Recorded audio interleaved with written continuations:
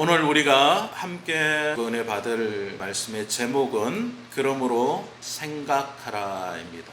무엇을 생각해야 할지를 오늘 말씀을 통하여서 함께 은혜를 나누고자 합니다. 우리가 살아가는 세상은 소통을 많이 강조합니다. 사람과 사람, 세대와 세대, 나라와 나라가 소통해야 한다라고 강조하지만 그러나 진정한 소통들이 너무나도 크게 단절되어 있다는 것을 우리가 느낄 때가 많죠. 인종과 이념과 빈부의 세대와 그리고 개인과 개인의 성격, 성품의 차이 때문에 우리는 사실 잘 소통하지 못하는 경우가 많습니다. 그리고 나라와 나라는 더더욱 어떻습니까? 역사적이고 종교적인 어떤 우월감들이 서로를 적대시하고 있지 않습니까? 그래서 소통해야 된다라는 말들은 하지만 정말 소통하는 관계를 맺어가지는 못하고 있다는 것을 우리가 잘 알고 있습니다. 그래서 사도 바울은 오늘 에베소서 2장을 통하여서 이렇게 시작하죠. 그러므로 생각하라. 정확히 말하자면 생각하라라는 원어적인 의미는 기억하라라는 것입니다. 그렇다면 우리는 무엇을 기억해야 합니까? 오늘 바울 사도는 너희의 과거를 먼저 기억할 수 있어야 된다라고 말씀하고 있습니다. 어떤 과거입니까? 오늘 에베소 교회에 있는 교회 구성원들의 과거입니다. 에베소 교회는 이방인의 교회였지만 유대인들도 있었고 이방인들도 함께 섞여 있었던 교회였습니다.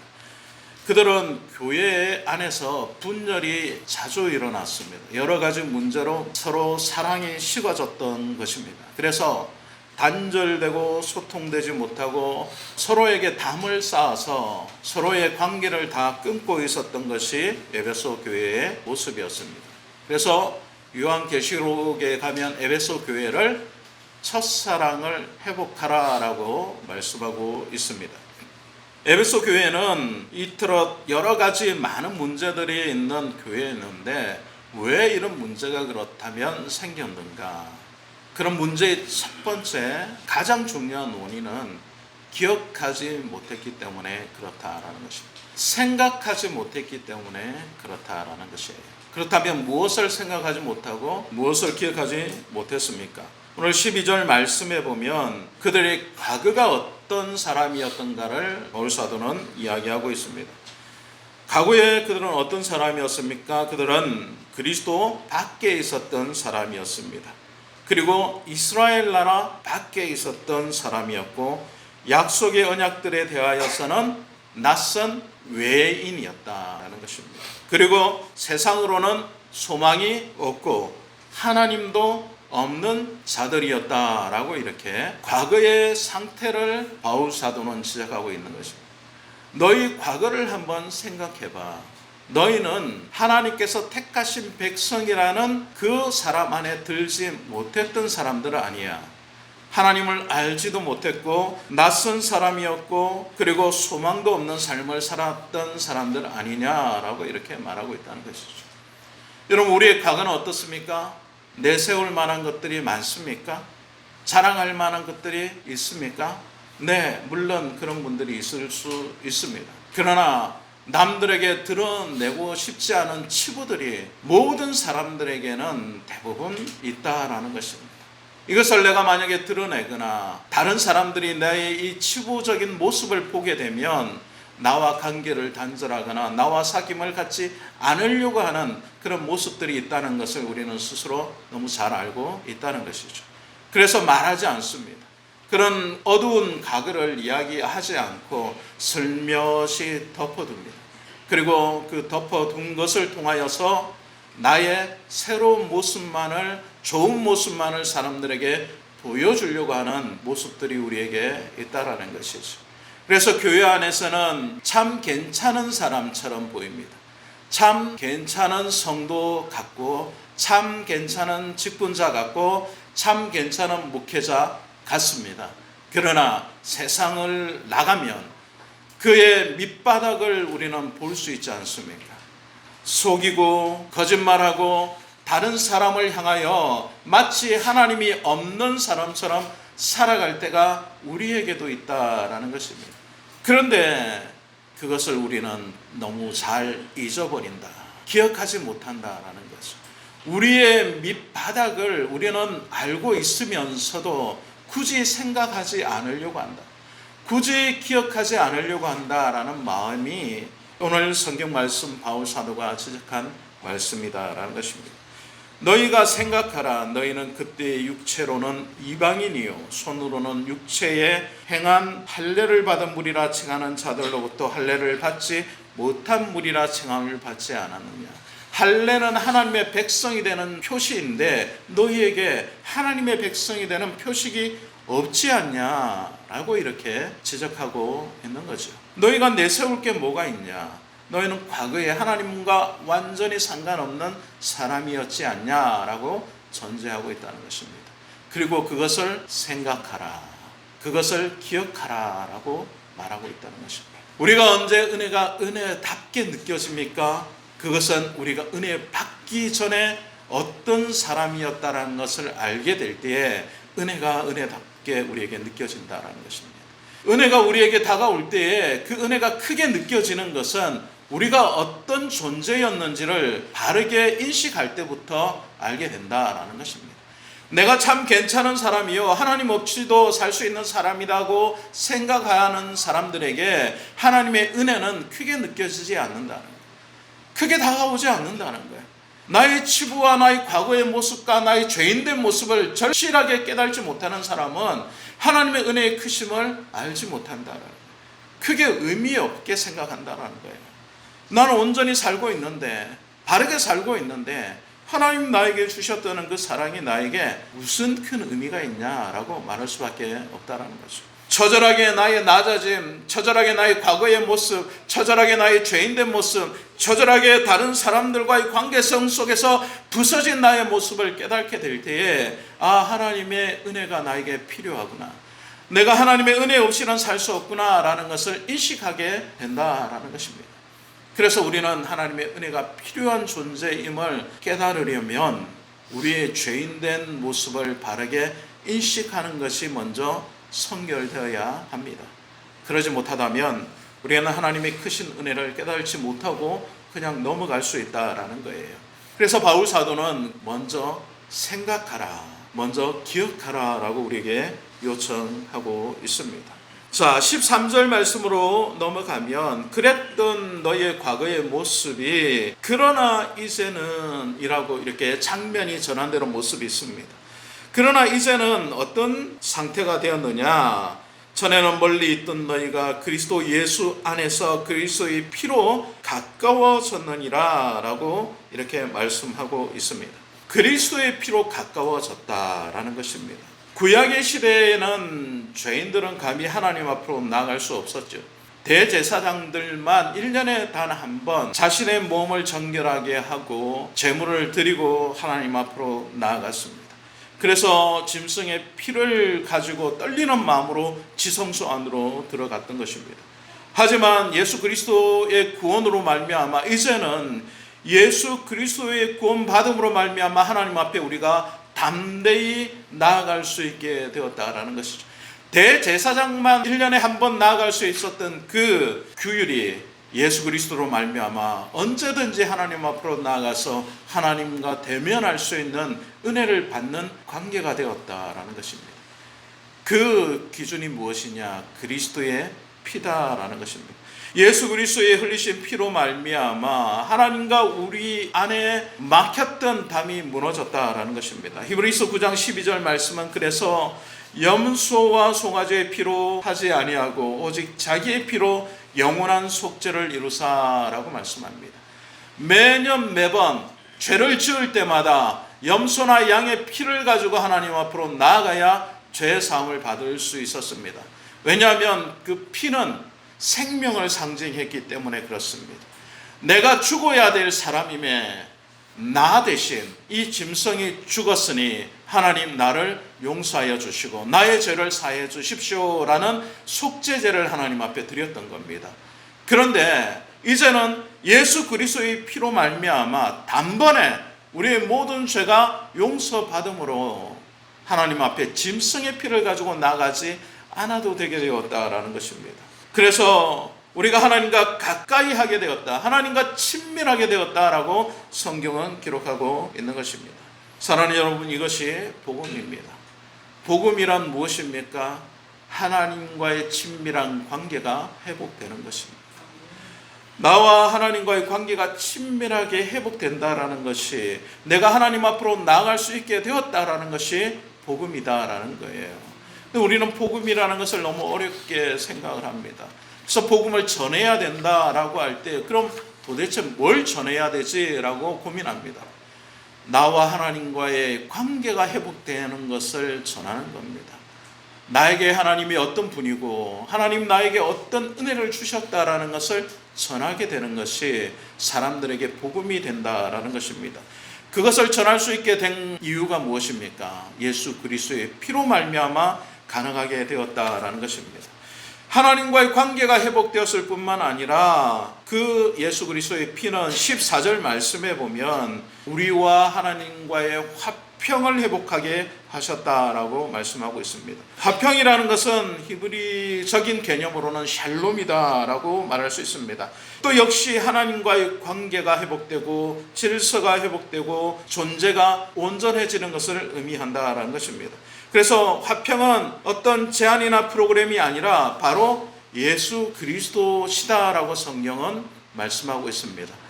화평을 우리에게 주셨다라고 말씀하지 않고 화평이 되셨다라고 말씀하고 있는 거예요. 그는 우리의 화평이신지라. 화평입니다. 예수 그리스도께서 존재 자체로 화평이시다라는 거예요. 화평을 우리에게 띄워주셨다라고 말씀하시지 않고 그분 자체가 화평이 되어 주셨기 때문에 우리가 하나님 앞에 그분을 믿고 나아갈 수 있게 되었다라는 것입니다. 예수 그리스도가 계시다면 우리가 하나님 앞에 설 수 있게 된 것입니다. 하나님과 우리의 관계를 연결하는 어떤 시줄과 날줄이 어떤 조건이 아니라 하나님께서 우리에게 오신 바로 성육신하신 예수 그리스도가 바로 화평이 되어 주셨기 때문에 가능하게 되었다라는 것이죠. 그래서 우리와 하나님과의 관계에 세워졌던 죄의 담이 예수 그리스도로 말미암아 무너지게 된 것입니다. 예수 그리스도께서 화평의 존재로 계시기 때문에 하나님과 우리의 관계에 죄의 담이 없는 거예요. 우리가 하나님 앞으로 나아가려고 마음만 먹는다면 언제든지 예수 그리스도를 통하여 하나님 앞에 설 수 있게 되었다라는 것입니다. 로마서 5장 1절 말씀은 이렇게 이야기합니다. 우리가 믿음으로 의롭다 하심을 받았으니 이제 하나님과 화평을 누리자라고 이렇게 말씀하고 있습니다. 이사야 53장 5절 말씀은 뭐라고 말씀합니까? 그가 찔린, 그가 징계를 받음은 우리의 평화를 위함이다 라고 이렇게 말씀하고 있습니다. 사랑하는 여러분, 예수 그리스도께서 화평의 존재로 여러분 앞에 서 계신다라는 것입니다. 내가 하나님 앞에 나아갈 때 자신 없고 죄인된 모습으로 과거에 보면 정말 내세울 것 없는 존재이지만 예수 그리스도로 말미암아 담대하게 하나님 앞으로 나아갈 수 있는 존재가 되었다. 그러나 이제는 이라고 바울 사도는 우리에게 가르쳐주고 있는 것입니다. 14절 중간에 보면 이제 중간에 막힌 담을 말합니다. 이것은 적대적인 생산을 구조하는 담이죠. 자꾸 사람들을 미워하게 하고 사람들과의 관계를 무너뜨리게 하고 하나님과 우리의 관계를 무너뜨리게 하는 죄의 담을 말하는 것입니다. 유대인과 이방인 사이에 담을 세우기도 하고요. 성격이 다른 사람과의 관계성 속에서 담을 세운다라는 겁니다. 예루살렘 성전에는 실제로 이방인의 뜰과 그리고 그 너머를 가로지르는 물리적인 담이 있었습니다. 그 다음에 이렇게 쓰여 있었다고 합니다. 이 담을 넘는 이방인은 사형에 처해질 것이다. 이방인은 그 담 너머로 절대 넘어가지 못한다라는 거예요. 그렇기 때문에 이 담이라는 것은 유대인에게는 특권의 상징이었어요. 유대인만 들어갈 수 있는 거예요. 이방인은 절대 들어가지 못하는 거예요. 그럼 이방인에게는 어떤 것입니까? 배제와 혐오의 상징이 되는 겁니다. 나는 저기에 절대 못 들어간다면 죽을 수밖에 없는 담이야. 그 경계선이에요. 서로 이것을 통하여서 경계를 나누고 서로 뭐합니까? 시기하고 질투하고 서로 배제한 거예요. 이 배제를 통하여서 많은 사람들이 이방인과 유대인을 나누어서 서로 우월한 사람, 서로 열등한 사람으로 나누게 되었다라는 것입니다. 어떤 사람에게는 특권이 되었고 어떤 사람에게는 혐오의 상징이 되었던 것이 이 담이다라는 것입니다. 사랑하는 여러분, 우리도 하나님과 우리의 사이의 관계성 속에서 담을 우리 스스로 쌓고 있지는 않습니다. 사람과 사람의 관계성 속에서 스스로 담을 쌓아놓고 특권 의식과 우월 의식을 느끼고 있지는 않습니까? 그렇다면 우리는 이 담을 무너뜨릴 수 있는 하나님의 화평에 예수 그리스도의 은혜를 지금 제대로 깨닫지 못하고 있는 것이다라는 것입니다. 중간에 막힌 담을 분명히 하셨다라고 하셨는데 우리는 애써 그것을 다시 세우려고 하지는 않습니다. 사람과의 관계성 속에서 자꾸 무너뜨린 예수 그리스도의 화평을 이 담을 서로 혐오하고 서로 미워하고 서로 시기하고 서로 질투함으로 다시 세워가고 있지는 않습니까? 그렇다면 우리는 경계할 수 있어야 할 것입니다. 14절 하반절 말씀에 보면 이 담을 어떻게 하셨다는 겁니까? 자기 육체로 무너뜨리셨다라고 말씀합니다.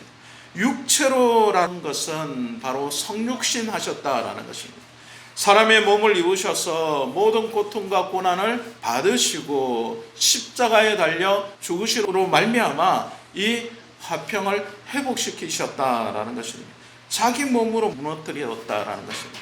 그냥 말씀으로 하셔도 될 수 있는 일이지 않느냐? 아니요. 사람의 육체를 입으셨을 때에 온전한 사람으로서의 귀한 관계가 회복되는 것입니다. 그것으로 말미암아 예수 그리스도는 사람과 하나님과의 관계를 완전히 회복시키시는 육체의 처절한 고통을 받으셨다라는 것입니다. 찢기시고 피를 흘리심으로 하나님과의 관계를 회복시키셨다. 그래서 이 회복은 그냥 주어진 우리에게는 가장 큰 은혜이지만 예수님은 값비싼 대가를 치르신 희생이다라는 것입니다.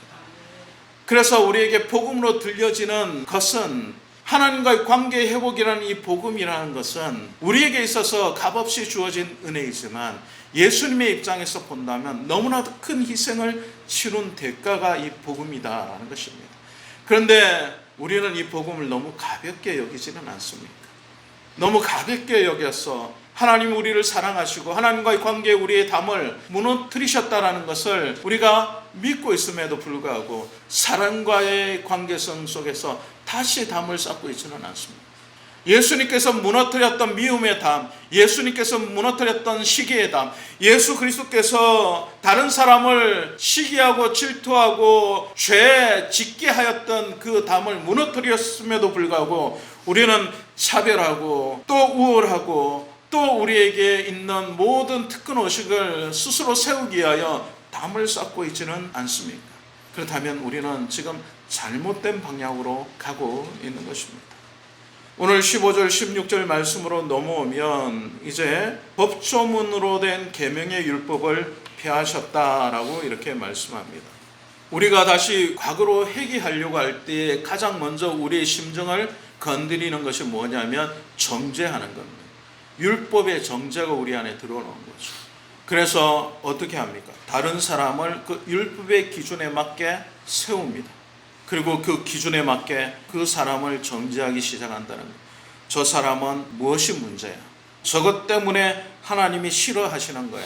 저 사람이 복을 받지 못하는 이유는 저거야 라고 하면서 기준을 자꾸 세우는 겁니다. 그리고 그 기준에 나를 부합되는 게 아니라 그 사람을 집어넣어서 그 사람을 미워하고 시기하고 질투하며 율법의 정죄에서 그를 죽이고 있다라는 것입니다. 율법의 역할은 무엇입니까? 죄를 깨닫게 하는 것이죠. 율법 자체가 나쁜 것은 아닙니다. 그런데 그 율법을 사용하는 사람들의 방법이 잘못되었다라는 거예요. 율법은 자기 죄를 깨닫고 하나님 앞으로 나아가는 수단으로 주어졌는데 이 율법을 다른 사람을 정죄하는 수단으로 지금 사용하고 있다라는 거죠. 그래서 나 자신이 깨어져서 하나님 앞으로 나아가야 함에도 불구하고 그러지 못하고 다른 사람을 자꾸 깨트리고 다른 사람을 무너뜨리려고 하는 수단으로 이 율법의 정죄 기능을 사용하고 있다라는 겁니다. 그래서 예수님은 이 율법을 폐하셨다라고 말씀하고 있는 거예요. 패하셨다라는 것은 율법의 효력을 잃게 하셨다라는 겁니다. 율법 자체를 없애버리셨다라는 게 아니에요. 잘못된 방법으로 사용되고 있는 이 율법의 수단을 무효화시키셨다라는 겁니다. 정죄하고 구별하고 우월감을 느끼게 하는 이 모든 것들을 예수님께서는 다 효력 없게 하셨다라는 거예요. 그런데 여러분 한번 잘 살펴보세요. 자꾸 우리는 예수님이 효력 없게 하신 이것을 다시 가져와서 그 효력을 회복시키려고 하지 않습니까? 다른 사람 자꾸 시기하고 미워하고 질투하고 하나님과의 관계성 속에서 죄의 담을 스스로 쌓아가고 있지는 않습니다.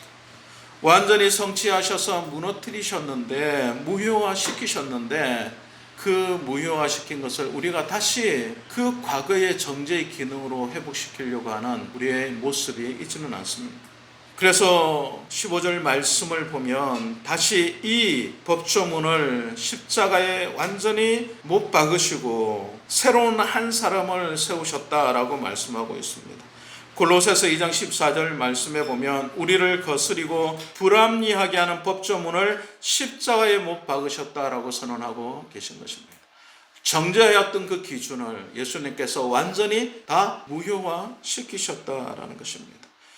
그리고 새 사람으로 만드셔서 새 창조물의 결과물을 우리에게 보여주기를 원하신다라는 것입니다.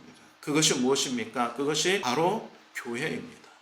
새롭게 된 사람들이 모여서 새로운 공동체로 세워진 것이 바로 교회다라는 거예요. 그래서 교회는요, 서로 다른 사람들이 모여 있는 공동체입니다. 그런데 억지로 참고 있는 공동체가 아니라 십자가 안에서 전혀 다른 존재가 되었다는 것을 인정한 사람들의 모임이다라는 거예요. 서로 다름을 인정하는 거예요.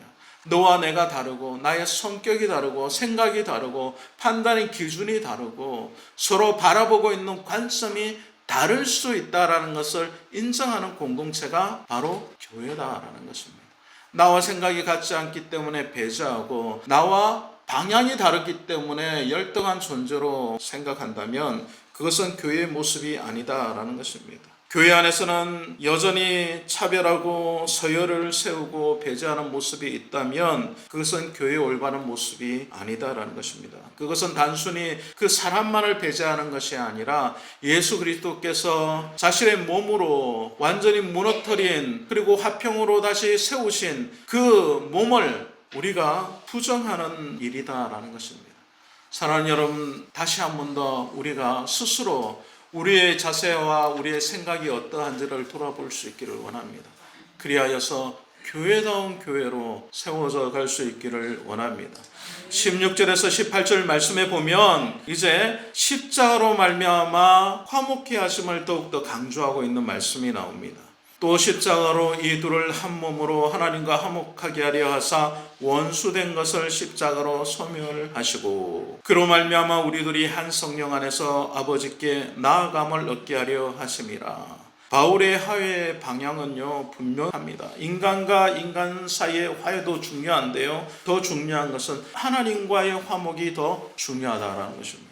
우리가 하나님과 원수되었을 때 그 원수됨으로 말미암아 사람과 사람과의 관계가 무너지기 시작했다라는 거예요.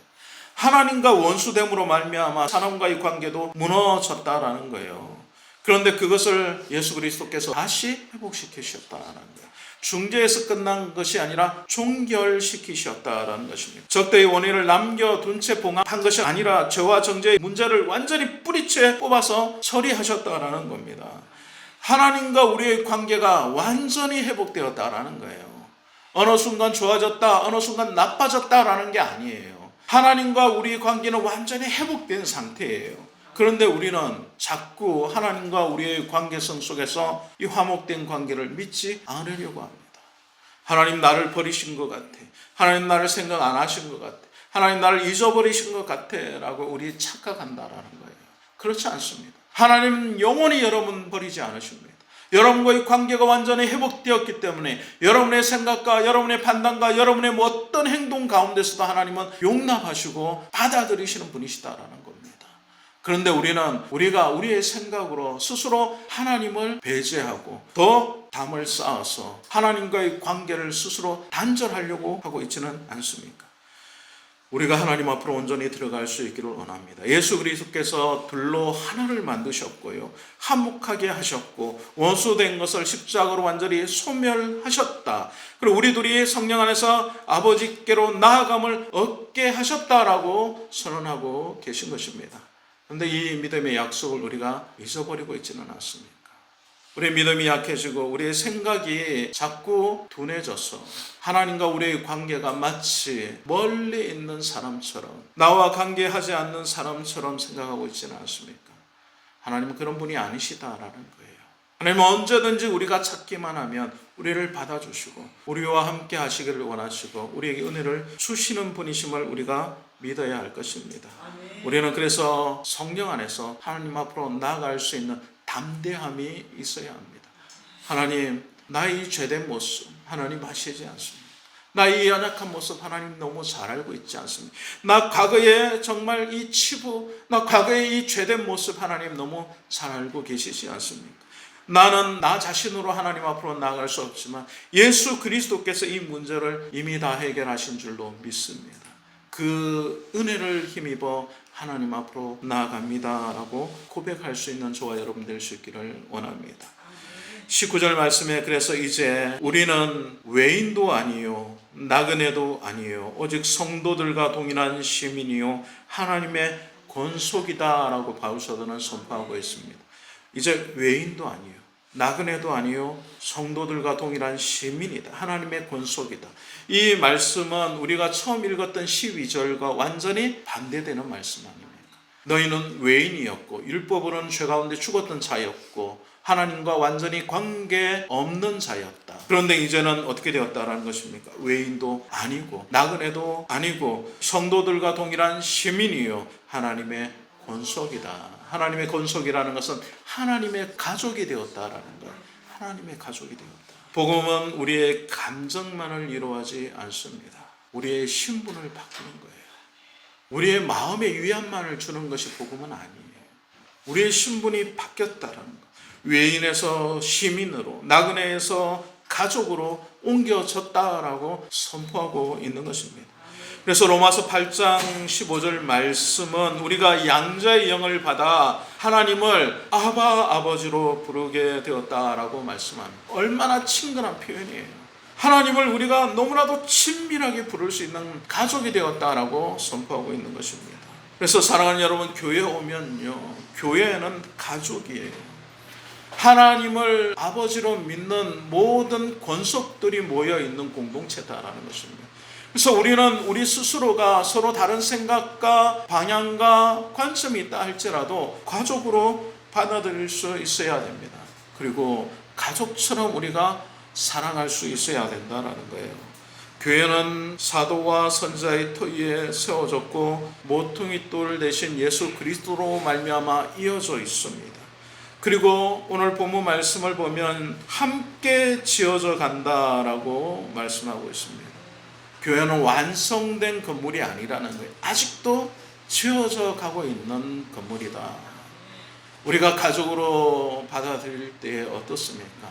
그냥 1, 2년 만에 모든 문제가 다 해결되고 다 받아들여집니까? 그렇지 않죠. 그런 게 오랜 시간이 숙성되어야 되는 거예요. 지금도 우리는 만들어져 가고 있는 것 아닙니까? 가족이 되어 간다는 거예요. 함께 지어져 간다는 거예요. 그렇기 때문에 우리가 서로 다르다, 우리 생각이 다르다, 방향이 다르다, 우리가 가지고 있는 신앙의 상태가 다르다 하여서 서로 혐오하거나 배제하지 않아야 한다는 거예요. 우리 안에서 지어져가는 모습을 보며 기다려줄 줄 알아야 된다는 거예요. 서로 함께 이어져 가기 때문에 그 모습을 보고 하나님의 새로운 피조물이다 받아들일 수 있는 마음이 있어야 한다는 것입니다. 그래서 교회는 계속 자라가는 성전입니다. 베드로전서 2장 5절 말씀에 보면 우리를 산 돌이다, 살아있는 돌이다라고 말. 고린도전서 3장 16절 말씀은 하나님의 성전이다라고 우리에게 표현하고 있습니다. 교회는 건물이 아니죠. 하나님이 거하시는 공동체입니다. 가족이라는 거예요. 한 권속으로 만났다라는 거예요. 그래서 우리는 기억할 수 있어야 합니다. 우리의 과거의 모습을 기억할 수 있어요. 내가 그렇게 잘난 사람이 아니라는 것, 내가 그렇게 대단한 사람이 아니라는 것, 내가 하나님 앞에서 그렇게 내세울 만한 인물이 아니라는 것을 깨닫게 될 때에 다른 사람도 사랑할 수 있게 되는 것입니다. 나의 제된 모습을 알게 된다면 하나님의 크신 은혜를 우리가 받아들이게 된다는 것입니다. 그리고 다른 사람도 사랑할 수 있게 되는 것입니다. 오늘 본문 말씀 무엇으로 이야기하고 계십니까? 모든 죄의 담이 예수 그리스도의 육체의 피 흘리심으로 말미암아 다 무너졌다라고 선포하고 있습니다. 그런데 우리는 우리의 형제를 향하여서 마음의 문을 닫고 다시 그 죄의 담을 쌓아가고 있지는 않습니까? 내가 붙들고 있는 그 담은 예수 그리스도의 흘린 피보다 중요합니까? 내가 붙들고 있는 그 담, 내가 쌓고 있는 그 담이 과연 예수 그리스도의 흘린 피보다 더 중요하느냐 말입니다. 그렇지 않다면 이제 내려놓을 수 있어야 할 것입니다. 교회는 완벽한 사람들이 모인 것이 아닙니다. 담이 허물어진 자리에 함께 서 있는 사람들입니다. 그리고 공동체입니다. 교회는 취향 공동체가 아니죠. 십자가 공동체입니다. 취미가 맞고 생각이 맞다고 하여서 모여진 게 아니라는 거예요. 십자가 하나 붙들고 있는 공동체다라는 것입니다. 그래서 우리가 이 십자가를 잊어버리거나 기억하지 못하게 된다면 우리는 인간적인 공동체로 자꾸 변질되어 갈 수밖에 없다라는 것입니다. 현재 우리를 기억할 수 있어야 됩니다. 기억하지 않으면 은혜는 당연한 것으로 받아들이게 됩니다. 은혜가 당연해지면 교만이 생기게 됩니다. 교만이 생기게 되면 공동체는 다시 분열하게 될 수밖에 없다라는 것입니다. 그래서 우리는 각자의 자리에서 이렇게 기도할 수 있어야 할 것입니다. 하나님, 주님께서 값없이 주신 은혜를 잊지 않고 기억하게 하옵소서. 십자가가 허문 담을 제가 다시 쌓지 않게 하여 주시옵소서. 내 안의 편견과 미움을 십자가 앞에 내려놓을 수 있도록 도와주시고 성령 안에서 하나 되게 하신 것을 힘써 지킬 수 있는 성도가 될 수 있도록 붙잡아 주시옵소서라고 기도할 수 있는 사랑하는 교회가 되기를 원합니다. 이 은혜가 우리 모든 성도님들의 삶과 가정 위에 가득할 수 있기를 주님의 이름으로 축원드립니다.